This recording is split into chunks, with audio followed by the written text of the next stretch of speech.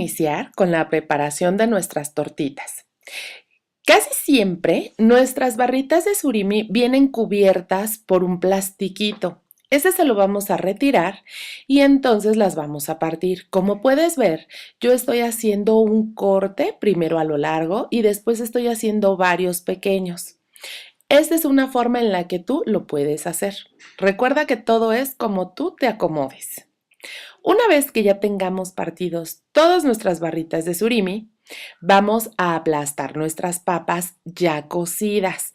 Simplemente las puse en una cacerola, las cubrí con agua totalmente y le puse una pizquita de sal. Después de que hirvieron unos minutos, introduje la puntita de un cuchillo y vi qué tan resistente estaba la papa hacia la puntita. Si entró súper fácil es porque quiere decir que ya está cocida, entonces simplemente apagamos la lumbre, las dejamos un poquito a que se enfríen, las pelamos y entonces ya las podemos aplastar como yo lo estoy haciendo en este momento. Depende cómo te guste a ti la textura de la papa. Si te gusta que esté súper lisita, bueno, entonces la vas a aplastar súper bien, tipo puré de papa. Si te gusta encontrar alguna textura que sea aparte del surimi, entonces sí te recomiendo que no la aplastes tanto. Una vez que tú consideres que ya está lista, le vamos a agregar sal.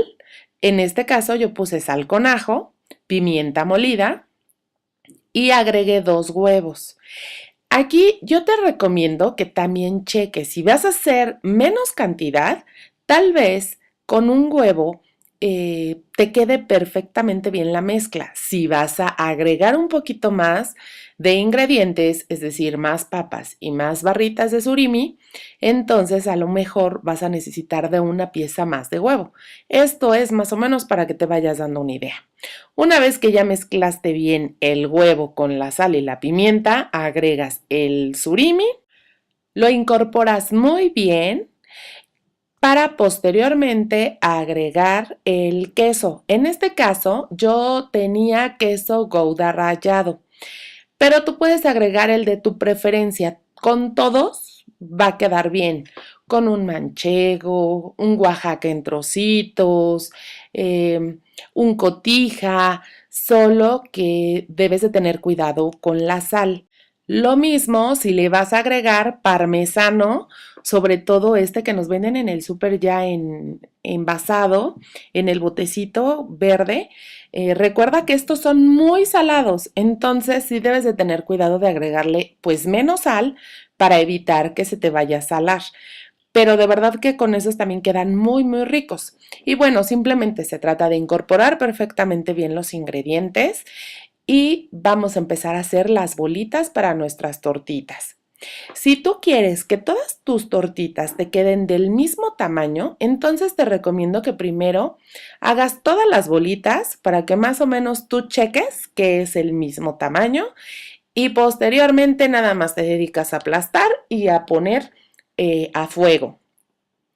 Una vez que ya tengas todas tus bolitas hechas, vamos a poner a calentar nuestro sartén con muy poquito aceite. De verdad que no necesitamos mucho. Simplemente es para evitar que se nos peguen al sartén.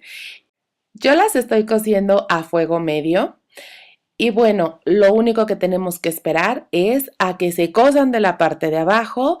Una vez que ya están pues un color doradito muy bonito, muy rico, las volteamos para que se cosan bien por el otro lado y estarían listas para disfrutar. Mira qué rica se ve. Las puedes acompañar con una ensalada. Espero te haya gustado la receta. No olvides regalarme una manita arriba y nos vemos en el próximo video. ¡Besitos!